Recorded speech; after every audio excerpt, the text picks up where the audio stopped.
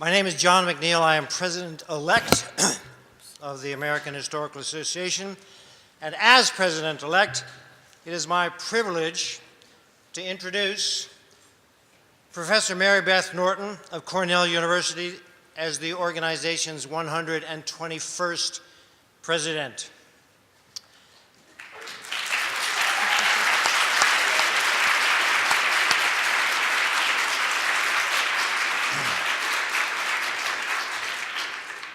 As a native son of the Midwest and a left-hander, it is my delight to introduce Mary Beth Norton, a native daughter of the Midwest and a fellow Southpaw. You will soon hear her presidential address entitled History on the Diagonal. You have at hand a pamphlet recounting several aspects of Mary Beth's life and career, a text written by one of her former TAs and one of her former students, Professor Susanna Shaw Romney and Professor Molly Warsh. It is admirable in every way but one. It says everything that one in my role might say, but it says it better than I could, leaving me in an awkward spot.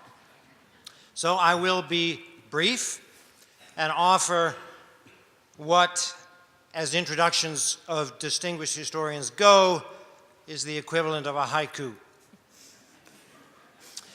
The pamphlet explains some of Mary Beth's triumphs over obstacles early in her career, obstacles of a sort routinely faced by women in our profession then, and, it must be said, too often still today. Please read it. The pamphlet also outlines Mary Beth's contributions to early American history, to women's history, and her agenda-setting impacts on the profession. In several books, the full titles of which did not make it into the pamphlet, so I'm going to read what I think are Mary Beth Norton's 5 greatest hits. Now, I'm not going to read them, I'm going to read the titles. First, The British Americans, The Loyalist Exiles in England, 1774-1789, published in 1972. Mary Beth told me the other night that she feels this one is sometimes a little bit overlooked. And that's probably justifiable because of what followed. Liberty's Daughters, The Revolutionary Experience of American Women, 1750 to 1800, published in 1980. Published in 1996 was Founding Mothers and Fathers, Gendered Power and the Forming of American Society. And then in 2003, In the Devil's Snare, The Salem Witchcraft Crisis of 1692. Ever since, she has been, as she puts it, bewitched by Salem. Then in 2011, Separated by Their Sex, Women in Public and Private in the Colonial Atlantic World. Now, Mary Beth has written much more than these 5 major books. And she has another book underway on committees and their activities in the year 1774. But most important, I would judge, this is an idiosyncratic opinion not necessarily shared by wiser heads, is the revolutionary impact of the textbook that she co-authored, A People and a Nation, which several million people have read, and probably several more million people have purchased. The impact of that textbook is admirably summarized in the admirable pamphlet. The pamphlet's first sentence, an admirable sentence, includes the phrase, force of nature, in reference to Mary Beth, and then goes on to say that that phrase does not do her justice. And I agree. As an environmental historian, I like to think I can recognize the force of nature when I see one. And in the last year on AHA duty, I have witnessed a certifiable force of nature in Mary Beth, but at the same time, paradoxically, the antithesis of the great forces of nature. You see, while she has the energy of a Category 5 hurricane, Mary Beth's impact is not destructive, but creative. So she simultaneously embodies both thesis and antithesis. She is the living Hegelian dialectic. It's probably very hazardous to one's health. Or conceivably, the Midwestern version of a Hindu deity that incorporates its own oppositional force. Moreover, unlike your average tsunami or volcano, Mary Beth has reliably discriminating judgment in complex matters and a punctilious approach to English language usage, sorting out the that's and the whiches in draft documents composed by her successor, who shall go nameless. So she is a force of culture as well. I promised the equivalent of a haiku, but will deliver a limerick, a suggestion made to me by Mary Lindemann, recently elected as AHA president for 2020. So Mary Beth, please hold Mary Lindemann responsible for the following doggerel. There once was a prof from Cornell whose textbook did handsomely sell. She knew that's from witches and all about witches and history on the diagonal. Fellow historians, please welcome a 9th-generation descendant of a Salem woman convicted of witchcraft, but happily not hanged, and the 13th woman to serve as president of the AHA. Please welcome the force of nature and the force of culture that is Mary Beth Norton.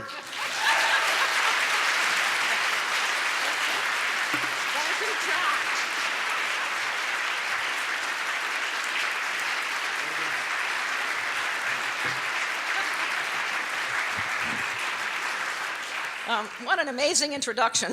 I've never been introduced that way before in my life. I thank you for pointing out the Cornell connection, because I'd like to begin today with a comment about the history department at Cornell University, which has been my academic and intellectual home for the past 47 years. John said I was the 13th woman to be president of the AHA. Well, I am the 5th member of the Cornell department to be president of the American Historical Association. The first was indeed the AHA's very first president, Andrew Dixon White, who was also the founding president of Cornell. He was followed as AHA president by George Lincoln Burr, Goldwin Smith, Dexter Perkins, and of course, most famously, Carl Becker, whose presidential address, "Every man his own historian," has been referred to frequently ever since. Many stories about Carl Becker circulate on our campus. Most are thought apocryphal, but I want to relate one in this venue because I think it deserves to be preserved in the oral history of the profession. This story is not in the published version of this talk, so it's only for the people who are here in this room, and it is part of oral history. You will not find it in the AHR.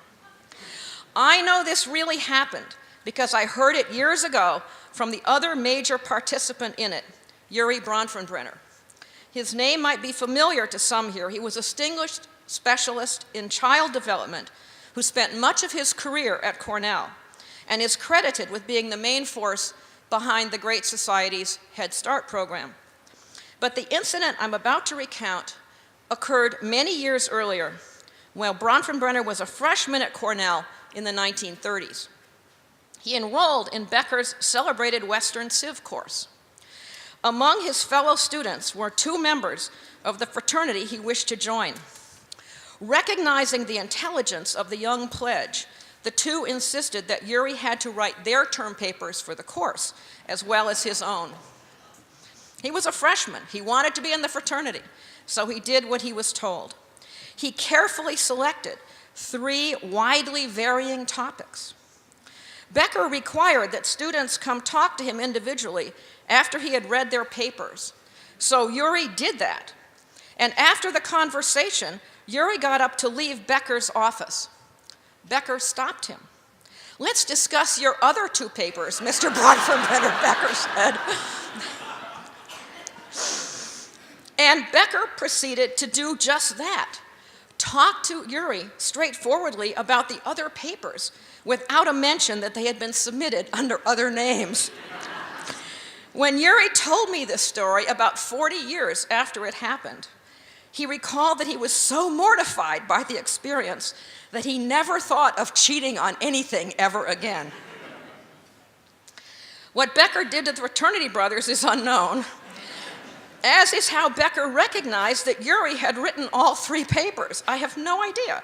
But Becker was such a fine language stylist, perhaps he noted some quirk in Yuris' English prose, since Yuris' native language was Russian, although I discovered from his Wikipedia entry, Yuris arrived in the US when he was only 6, so I don't know how much Russian quirks he had still in his language. But in any event, Becker knew he'd written all 3 papers. Now, one possibly apocryphal statement of Becker's is relevant to my address. Becker, it is said, and was said recently in my hearing and the hearing of some other people in this room by Walter Lefebvre, commented frequently that historians should think otherwise. In effect, that's the same approach I'm arguing for today by taking my title from this address, in effect, in a strange way, from a well-known poem by Emily Dickinson. "Tell all the truth, but tell it slant," Dickinson began that verse. "Success in circuit lies." She concluded a few lines later thus: "The truth must dazzle gradually, or every man be blind." In the canon of feminist literature, Dickinson's telling it slant has been interpreted as describing a tactic adopted by women to challenge male prerogatively, subtly, but effectively. Many female authors, critics argue, have approached masculine dominance from the side, employing an indirect means of undermining men's authority while at the same time avoiding an obvious frontal clash. Such a technique could indeed promise success through circuitous methods, success that would be achieved gradually and dazzle rather than blind audiences with its revelations of truth. But here I mean something different by the phrase "telling it slant" and by my title, "History on the Diagonal." Rather than explicitly depicting a confrontation with male prerogative, like Carl Becker, I advocate asking historical questions otherwise, from the side, as it were, or from the standpoint of the other. I want to encourage historians to address central historical issues creatively by approaching them from unusual perspectives, including the perspective of groups that traditionally have not dominated the telling of history. In short, from the position of women and so-called minorities, who are, of course, not always that. As an early Americanist, I will draw primarily on examples from the scholarly literature that focus on America before the Civil War, but my contention is that the same prescriptions can apply in all historical fields. Further, I want to make clear that by my singling out certain works as exemplifying the approaches I recommend, I do not mean to imply that they constitute the sole possible examples of excellent historical writing. Rather, they are just that, exempla that represent many other works as well. In a recent column in Perspectives on History, I reflected on my response to a 1983 survey distributed by the Committee on Women Historians, now the Committee on Gender Equity, asking for women historians' thoughts about the historical profession's attitude toward female historians, women's history, and those who studied it. I will not here repeat the contents of the column or the entire document, but you can read that for yourselves, but will rather focus on one aspect of it. My sense then, which persists to this day, that many historians, mostly men, but including some women, and here I quote from myself in 1983, and I might add that Allison Miller, who found this quote, is sitting over here. She's the editor of Perspectives. Quote, have not yet fully assimilated women's history scholarship or recognized its significance. Such scholars, I continued in the mid-1980s, isolate the insights of women's history, placing them in a separate category that does not affect the core of their work. Indeed, I admitted, I and other early practitioners of and enthusiasts for women's history had been naive to assume that the insights of the field would be fully integrated into history and that women's history as such would accordingly self-destruct. That's my term from 1983. The foundation of the approach I advocate lies in always asking historical questions differentiated into analytical categories rather than supposing that everyone in the set of people one is studying has similar interests or concerns. A failing of early family history, for example, lay in the unexamined assumption that all members of those families shared the concerns and perspectives of the husband or father, which are commonly the most readily accessible. Often scholars assume that their subjects are either straight or have gender identities that can be defined by a male-female binary. Too seldom do historians of past politics recognize that their primary subjects are explicitly male, with priorities that derive from their masculine identity and social roles. Historians who have focused on slavery, servitude, or class have been more aware of the need to address those divisions, but even in such studies, gender has often been elided or ignored. And now I'm going to do something unusual. I'm going to critique my own first book. So in that failing, I include my own early work. My first book, mentioned by John McNeill, based on my dissertation and published as The British Americans, embarrassingly does not include an index entry for women. I personally prepared that index. And although the names of female Loyalist exiles appear occasionally in the volume, the category women was not in my head as I composed the dissertation or later the book. Therefore, even though I quoted from correspondence revealing that women confronted special difficulties in exile, and even though I had taken notes on the claims for compensation that female Loyalists submitted to the British government after the war, I did not single out women as a group in any way in my prose. I have several times publicly told the story I will now repeat. After I became interested in women's history, about the same time that first book was published, I began to research the experiences of women during the Revolution, but in a very unsystematic way, without much of a scholarly compass for guidance. In large part, that was because the few works on women in early America, published before the 1970s, had essentially ignored the American Revolution, focusing instead on the 17th and 18th centuries prior to the war. While sitting in my Ithaca apartment one Sunday afternoon and wondering how to forge a path into the morass that the history of women in the Revolution then seemed to me, I suddenly remembered those female Loyalist claimants. I had recorded a total of about 1,500 claims, and in retrospect, I bless the fact that I made a specific note of each one of them.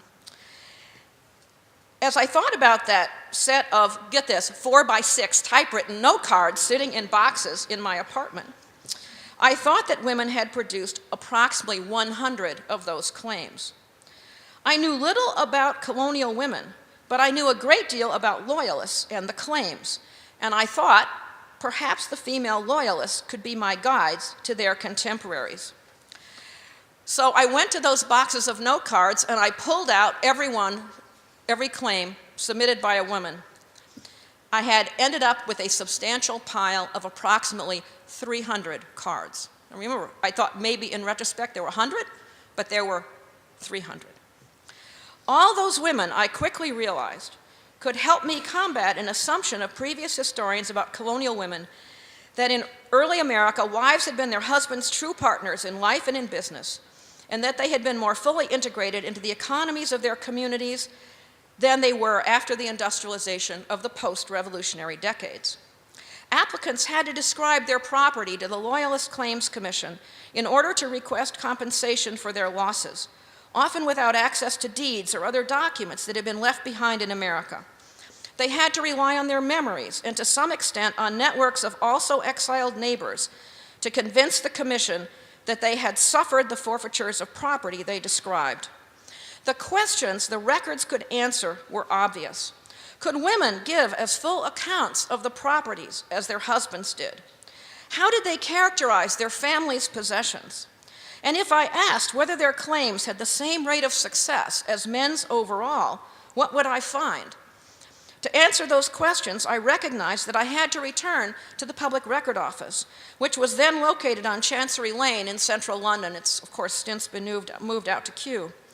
And to review the Commission's records, this time explicitly seeking women and rereading all those claims by women with such new questions in mind. Doing so the next summer turned up another 160 or so female claimants, women who had contacted the Commission, but who, for one reason or another, had never completed their claims, and so whose records were not in the files that I had been looking at, that I'd written my dissertation from. So even the voluminous sources I had consulted for the dissertation have been incomplete in that they excluded many Loyalists who had failed to finish applications for compensation. And women appeared more likely than men to have fallen into that category, often precisely because they knew few details about the family's lost property. The results of that investigation became my first published work of women's history, an article that appeared in the bicentennial issue of the William and Mary Quarterly in July of 1976. It reported on 18th century American women's familiarity with household possessions and their lack of knowledge about land values or family businesses, unless the women in question had been widowed before the war. It detailed what they knew and what they did not, concluding that their testimonies drew on their own personal knowledge, not on any information their husbands would have shared with them, had they truly worked in concert with each other. It furthermore recounted their many struggles in exile, struggles worse than those of their male counterparts. Doing that work taught me the importance of asking gender-differentiated questions and convinced me of the revolutionary potential of women's history. I eventually published the book that resulted from all my research on the topic of women in the Revolution, as John said in the introduction, in 1980 under the title Liberty's Daughters. As often happens, another historian, Linda Kerber, who I think is here, she's here at the convention, I suspect she's here. Hey, there she is. Another former president's organization, and also attending this, was researching and writing her book on a similar topic at the same time. Women of the Republic appeared within 6 months of mine. Together, our works launched a new field of study, a development of which I remain very proud, and I know Linda's proud of it too because we participated in a forum about this some years ago. This story has a coda. Committed to gendered analyses after I finished Liberty's Daughters, I embarked on the research for what became Founding Mothers and Fathers, which is a study of social life in the 17th and 17th century colonies, comparing New England and the Chesapeake. So I had gendered questions firmly in mind when I began that work. And I discovered, as I explained in that book, that in the 17th century, elevated social standing was more important than gender in determining the public roles of high-status women. Their social and economic prominence, I argued, helped to explain the assumptions that guided the actions, ideas, and impact of such early American women as Mistress Anne Hutchinson of Massachusetts Bay, to cite only the most obvious example. Ironically, my attention to gendered definitions alerted me to the significance of the absence of those definitions, but that insight was possible only because gender-differentiated inquiries had been at the forefront of my mind as I researched and drafted the book. Other scholars who begin with a focus on gender have explored diverse historical circumstances in which gender identity at birth has not been wholly dispositive for women or men. Those circumstances include times and places in which people seemingly born as one sex, deliberately and for various reasons, adopt the clothing of another, in which babies have ambiguous genitalia, very interesting book by my friend Lizzie Reese, or in which race trumps gender, just as in the 17th century, high status did the same. But even when gender does not supply an absolute and unchanging category into which historians can definitively place people, awareness of gender divisions is nevertheless key in understanding the relative absence or the obscuring of those divisions in different situations. Although I ignored gender analysis in my dissertation and first book, I did not do the same with race. For I noted briefly in both works that the Claims Commission treated formerly enslaved black Loyalists dismissively, and I soon wrote an article about their fate in England and eventually Sierra Leone. Scholars of race in American history have always been less naive than were the first modern scholars of women's history like myself, for they never expected their field to self-destruct, nor have they ever anticipated that their subject would be fully integrated into the story of America writ large. The story they told and have continued to tell shines an important spotlight on the unique experience of Africans in America. Yet uniqueness is not the whole story, as many subjects would benefit from the comparative treatment of whites and blacks. I discuss the need for such comparisons at length in the published version of this address in the forthcoming February issue of the AHR, but I'm omitting it here for reasons of time. I want to detail a number of different strategies for approaching history on the diagonal, with examples of each in no particular order. What follows should not be seen as a list that excludes other possibilities with the same characteristics. That is, creative and unusual approaches to asking historical questions. It's intended merely to be suggestive and thought-provoking.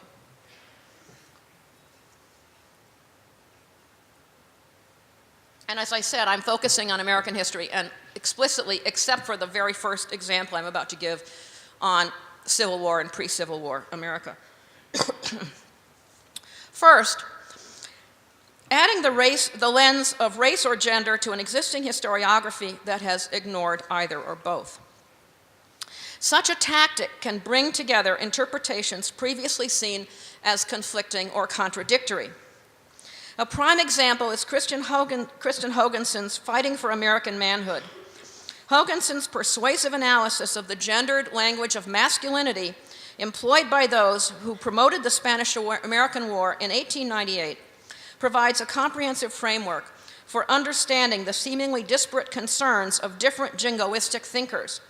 She includes those who argued for the imperialistic annexation of new territories, those who stressed the importance of avenging the sinking of the battleship Maine, those who expressed sympathy for Cubans, or others who simply sought partisan advantage.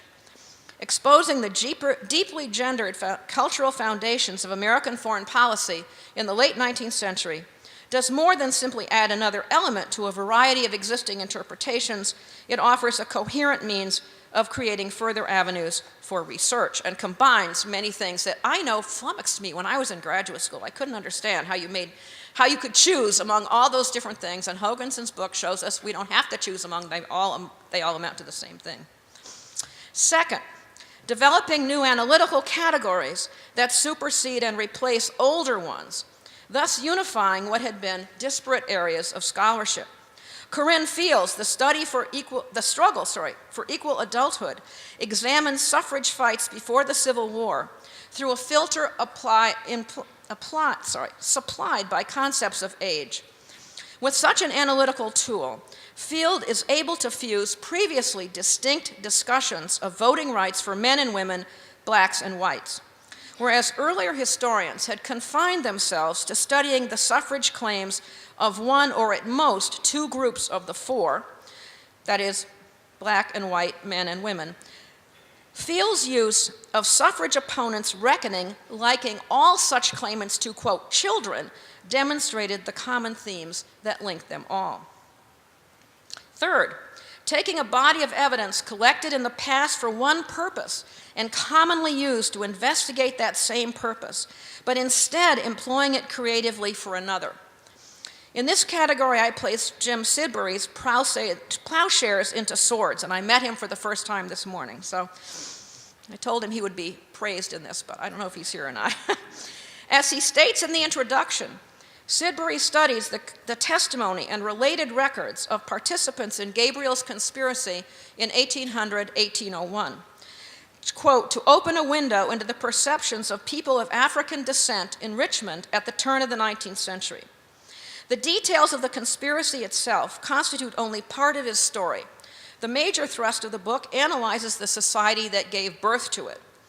As someone who has personally worked in two other remarkably large sets of evidence in a less creative way, certainly have not been as creative as he was, I challenge early American historians to use the records of the Salem witch trials, available in an accurate and comprehensive edition since 2009, or the unpublished voluminous records of the British Loyalist Claims Commission in the 1780s to study what underlines each.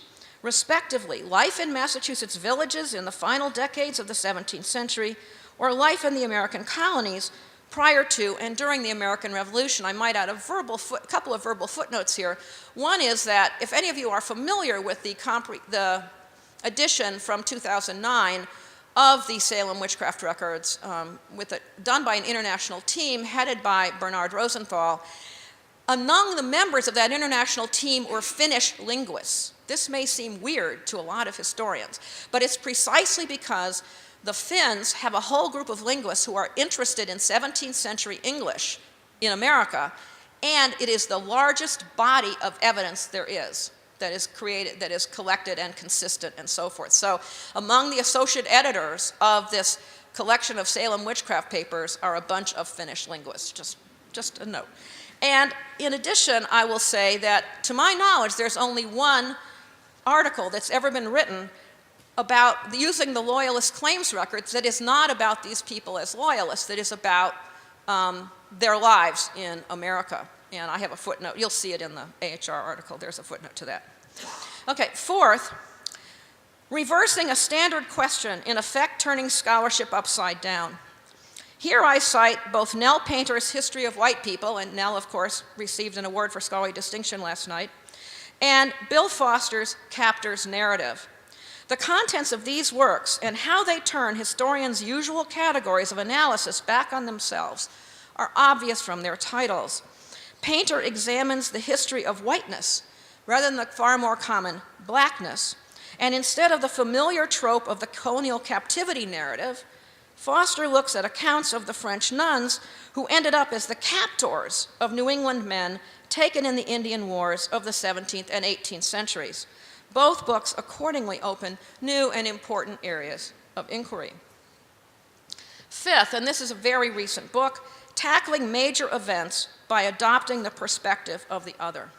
My prime example here is Lisa Brooks' Our Beloved Kin, which in my opinion explodes the standard narrative of King Philip's War in late 17th century New England. Brooks, a native scholar, retells what historians have tended to regard as a well-known tale. For her, the often nameless warrior raiders of other accounts become individually identified protectors, that's her word, of family and wider kin. Meanwhile, native Christian converts, nominal allies of English settlers, become men and women caught in almost unimaginably difficult dilemmas caused by conflicting loyalties and responsibilities. Her reworking of Mary Rowlandson's famous captivity narrative from a native standpoint is, in a word, brilliant. Throughout the book, Brooks is alert to gender and racial categories as they were understood and expressed at the time, which is not necessarily the way historians today have perceived and described them.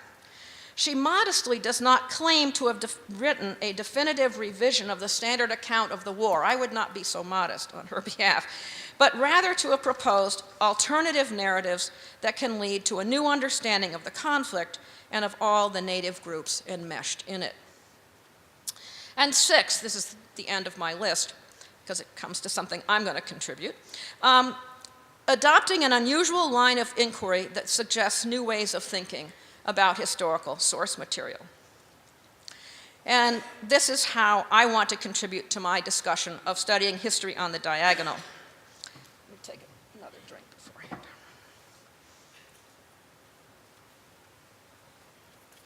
The analytical approach I employ focuses on the phenomenon that has been called rhetorical femininity.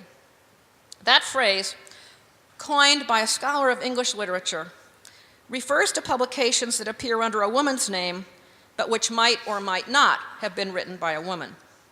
On a very few occasions in 18th century America, the authors of such essays can be identified.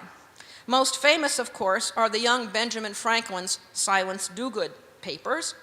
Franklin assumed the persona of a rural clergyman's elderly widow. He was 16 years old when he did this. He assumed the persona of a rural clergyman's elderly widow in order to satirize Cotton Mather and among other aims, to question the value of a Harvard education, to which he, as the 15th child of a candlemaker, could not aspire. Anyone who doesn't like Harvard should read that essay. Occasionally, the author of such pieces is known to be female, but in most instances, the gender of the author must be surmised from content and tone, or that question must be elided. My discussion will refer to all such authors as she, because that was how they presented themselves, unless a masculine identity is clearly indicated. The context is always important. Many of the obviously male authors in 18th century periodicals employed women's voices primarily for humorous purposes. By the 1760s and 1770s, my concern here, the conventions of rhetorical femininity had long been established in the colonial press, conventions that I considered in my 2011 book, Separated by Their Sex. Authors adopting female names could write critiques of women's foibles, could criticize male behavior on occasion, and could discuss courtship and marriage. But such nominal women could consider only that limited range of topics without arousing the ire of male readers, who tended to respond with published invective if purportedly female writers strayed outside those well-known boundaries. Before the mid-1760s, permissible topics written by female authors, or nominally female authors, definitely did not include politics. And so essays in the traditional style in the late 1760s and early 1770s, if you look at colonial newspapers, appear assigned by such rhetorically feminine names as Belinda, Julia, or Mary Wisewood. They discuss women's behavior. And one I particularly like, a purported 21-year-old New Yorker, E. Morelove, sought a husband. It's kind of 18th century Tinder, I don't know. She elicited replies from J. Vanity, Jack Ramble, and someone who was signed only with initials. Yet during those politically charged years, nominal women also began to address political subjects. For example, in early 1766, Tabitha Strawbonnet satirized women who pledged to forego proper mourning garb in order to protest the 1765 Stamp Act. She wrote with studied exaggeration, quote, "This single step, if well followed, will have a greater effect on the prosperity of this country than in 100 Prussian regiments of death, with manly remonstrances in one hand and flaming swords in the other," end quote. Maybe a little bit of overkill, but in any event. 6 years later, in 1772, a Luthorena, who was described as a young lady living in the country, submitted to the Boston Gazette a letter she addressed to Queen Charlotte, wife of George III. A Luthorena asked the Queen to intervene on behalf of the oppressed Americans. She described the colonists' affection and esteem for the Queen and for the House of Hanover. Yet a Luthorena warned the Queen that she and the King were surrounded by enemies, presenting themselves as friends. She asserted that, quote, "the glory of Britain depends on America," and she predicted a, quote, "dismal fate for Britain should its leaders continue on their present course." "Please," she begged Charlotte, "use, quote, your kindly sweet influence to save us Americans, because we cannot fall alone. Britain must be included in our ruin." Now, a response to a Luthorena's presumption came not from a man, but from other nominal women. A purported group writing as, quote, "the ladies of New England over the tea table assembled," end quote, dissented in print from, quote, "the late indecent, unjust, and dishonorary address of a certain forward and loquacious young lady." They questioned a Luthorina's identity, charging that her letter bore a strong resemblance to essays authored by Samuel Adams. Having accused her of actually being a prominent man, they nevertheless went on to treat her as a woman. They declared that she had violated, quote, "that delicacy and decorum that ladies should display," and that her negative characterization of the King's advisors were, quote, "groundless, false, and seditious." Moreover, her insistence that Britain was dependent on America was nonsensical. And Britain certainly did not face ruin. They described her ravings as, quote, the causeless ravings of an enthusiast in petticoats. And they described her letter to Queen Charlotte as, quote, totally inconsistent with the female character. They insisted that the Queen, or any wife's primary duty, was to obey her husband, not to attempt to influence him. Now, perhaps the tea table ladies were correct, and Samuel Adams was a Lutherena's alter ego. Although I don't really think so. I think this really is a young lady in the country. But in the end, it doesn't matter. This exchange of rhetorically feminine authors on a political subject was unique because it was initiated by a nominal woman and replied to by other nominal women. It nevertheless conformed to the conventions of feminine discourse. A Lutherena's address was directed to a woman, Queen Charlotte, its contents revolving around standard themes such as a wife's influence on her husband and fears the colonists often expressed about George III's evil advisors. Likewise, the response too adhered to the norms of femininity in its charge that a Lutherena had not shown the delicacy and decorum expected from women. The tea table ladies insisted that addressing the Queen as she did, a Lutherena was in effect promoting marital discord in the royal family. That a Lutherena's critics said they were over the tea table assembled was entirely appropriate in light of Anglo-American women's long association with sociable tea drinking. In colonial culture, dating back to the first decades of the 18th century, ladies were figured as tea drinkers, and much evidence suggests that the trope had both symbolic and real resonance. American women, especially the well-to-do, did socialize over tea. And so when groups of colonial women acted collectively in these years, tea was often the chief subject of their concern. Parliament's adoption of the Tea Act in 1773 led to boycotts throughout the colonies to oppose imports from the East India Company, boycotts in which patriotic women enthusiastically participated and which elicited extensive coverage in newspapers. Anti-tea poetry, composed in a rhetorically feminine voice, constituted an important component of the publicity supporting the tea boycott. For example, a poem titled A Lady's Adieu to Her Tea Table appeared in two versions in different newspapers. One rhymed and one not, and I actually think this is kind of an 18th century version of what we call 20th century fan fiction. I think some women didn't like the unrhymed version, and so then a rhymed version appears in other papers. So the unrhymed version goes like this. I'll just read you the first couple of lines. Farewell the tea board with its gaudy equipage of cups and saucers, cream bucket, sugar tongs. But then the rhymed version that appeared later says, farewell the tea board with your gaudy attire, ye cups and saucers, which I did admire. Now, reports and commentaries about tea frequently instigated statements by nominal women. For example, a woman complained in the Massachusetts Spy about opinion pieces intended to convince women that drinking tea was bad for their health. If tea has long been known as, quote, baneful and poisonous, she wrote, quote, why were not these arguments used against the use of it in former times before it was thought a political evil? Give us political reasons not to drink tea, she requested, rather than telling us what she says is scarecrow stories about it, end quote. And so some women did, in fact, respond with actual political reasons against drinking tea, some of which I, in fact, mention in the article in the AHR.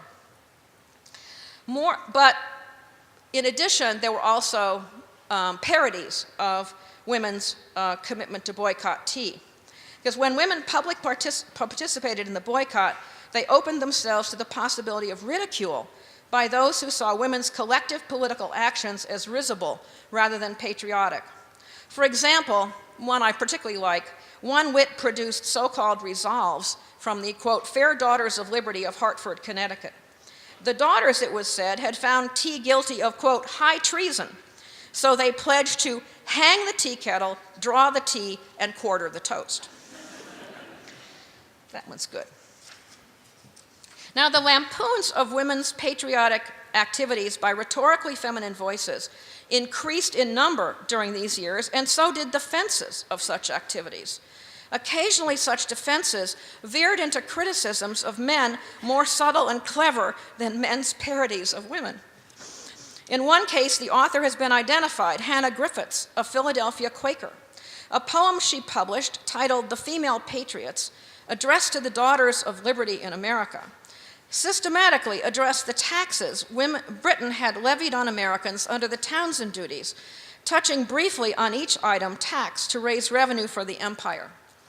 She analogized colonial men to babies who, quote, kept by a sugar plum quietly down, supinely asleep and deprived of their sight, are stripped of their freedom and robbed of their right, while women who had no vote nevertheless acted in defense of America and, quote, pointed out their duty to men. Griffith's bold verse stood out in patriot writings for its use of rhetorically feminine terminology to critique men by referring to them as babies. But the most extensive and most successful deployment of such tropes came not from a patriot, but from one of their opponents, an author employing the pseudonym Mary V.V.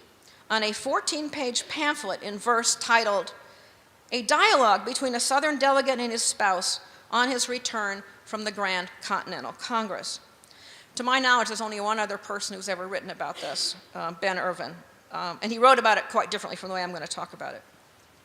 The clarification of Mary's initials, VV, was vice versa, indicating her dissent from the praise heaped on the Congress after its adjournment in late October 1774.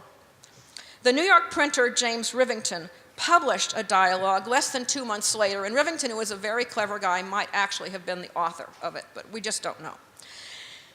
That the anonymous author intended the wife to be the dominant voice in the pamphlet was evidence in the choice of a rhetorically feminine pseudonym. In the long poem, the returned delegate husband admits that he did not agree with some of the steps the Congress took, implying that delegates were often drunk during their debates. Quote, men when drunk are all heroes, all prudent, all gallant. Stark fools become sages, rank cowards grow valiant, end quote. She turns that assessment back onto him, quote, I protest this same Congress, a very fine school, a man comes back a Chatham who went there a fool. That elicits the traditional riposte of a man to a woman, prithee, dear, dabble not in our politics. She greets that statement with a horse laugh, that's the phrase in the poem, but he persists. Mind thy household affairs, teach thy children to read, and never, dear, with politics trouble thy head. The wife then challenges his assertion that women should have nothing to do with politics, proceeding to argue that delegates' wives would have managed matters at the Congress much better than the delegates did. She asks pointedly, quote, because men are male, are they all politicians? Why then, I assume they're divines and physicians. Wives, she avers, would not have tried to frighten England as the men did. The husband replies that he and the other congressmen did their best, but the wife will literally have none of it. From then until the end of the pamphlet, which is 5 pages later, he has only 3 scattered lines. She completely takes over. The so-called dialogue becomes a monologue, a cleverly rhymed set of critiques of congressional actions, usually couched in expressions of concerns for her husband. The wife insists that she always has his interest in mind. Quote, could I see you in prison or hanged without pain, then pray have I not reason enough to complain. She holds out the specter of bloody warfare ahead, reminding her spouse that the Congress was supposed to petition Parliament about Americans' grievances, but instead committed little short of high treason. Indeed, she said, you resolved, you enacted like a sovereign power. The cost of disobeying congressional decrees was, quote, our fortunes and fames, but at least not gibbets and flames, end quote. Congress has recently enacted import boycotts, and the threat to halt exports in the future, she contends, will ruin many. Quote, you've contrived to starve all the poor people to death. He and the others rejected wise plans, and instead of sending Parliament respectful petitions, they drafted a series of addresses filled with, quote, insult, rebellion, and treason. Forget Britain for a moment, she comments. What about the rank tyranny in America itself? Because the courts of inspection that have been established by what about the rank tyranny in America itself because of the courts of inspection that have been established by the Continental Association, which is one of the themes of my new book? Quote, could the Inquisition, Venice, Rome, or Japan have devised so horrid, so wicked a plan? Of course, Japan is there for only rhyme purposes. But she concludes with the thought that if spirits infernal, bent on revenge, had been in charge of the Congress, they could not have chosen a more destructive path than the delegates. So I want to read the whole last few lines. Let fools, pedants, and husbands continue to hate the advice of us women and call it all prate. Whilst you are in danger, by your good leave, my dear, both by night and by day, I will ring in your ear. Make your peace, fear the king, the parliament fear. O my country, remember that a woman unknown cried aloud like Cassandra in oracular tone, repent, or you are forever, forever undone. Now, the rhetorically feminine approach of the dialogue, coupled with its poetic format, made it one of the more accessible, clever, and possibly more persuasive pamphlets that attacked the Continental Congress. The group of New York area clergymen who also published with James Rivington developed far more learned and comprehensive attacks on the Congress. But Mary V.V. hit all the major points, and within a familial context that any reader could understand. She warned that the Congress had not sought conciliation with Britain as had been anticipated, but had instead made matters much worse. The Continental Association, with its non-importation and planned non-exportation agreements, would destroy the American economy and starve the colonists, poor people in particular. The committees of observation and inspection established under the association were as bad as, if not worse than, the Inquisition. Bloodshed and ruin, she predicted, lay in America's future. Other loyalists conveyed the same warning, most notably the famous Daniel Leonard, writing as Massachusettensis in response to John Adams in Boston at about the same time as Mary V.V. penned her words. Yet political commentary from a woman must have carried added meaning and impact because of its relative novelty. Notably, Mary V.V. did not back down when confronted by her husband about her venture into politics. In fact, she laughed in his face. She displayed no wifely submission. And she not only defended women's wisdom, asserting that wives would have been more successful at the Congress than their husbands, but attacked men's pretense of being especially qualified to consider political subjects. Her iconoclasm was particularly unusual in its overt challenge to men's political dominance. She did not simply question the wisdom of what the congressman had done. Even her husband had done that. Remember, he said some of them were drunk. Rather, she raised the issue of whether masculinity automatically endowed men with an exclusive right to public preeminence. A dialogue was a parody, but with an underlying message of disputing men's authority, more perhaps than the author ever intended. The radical potential of a rhetorically feminine voice in the context of the mid-1770s became even clearer in a parody meeting of the Daughters of Liberty that appeared in a Boston newspaper in May 1774. 6 signatories, representing their place of residence as Kennebec, Maine, declared that they had been, quote, fired with a love of independence by the actions of Boston's patriots. They insisted that woman is, quote, a free and independent being who could resist all efforts to subordinate her to, quote, the tyranny of husbands, end quote. No one could be compelled to obey laws to which they had not consented in person or by a representative. As was well known, they continued, the ladies of Kennebec had not been consulted about tea, and so they formally protested against, quote, all those who have been in any manner assisting, abetting, or conniving at the destruction and detention of that delicious herb. They regarded that destruction as, quote, not only a scandalous invasion of our tea table privileges, but a daring attempt to reduce the daughters of freedom under their arbitrary and capricious power.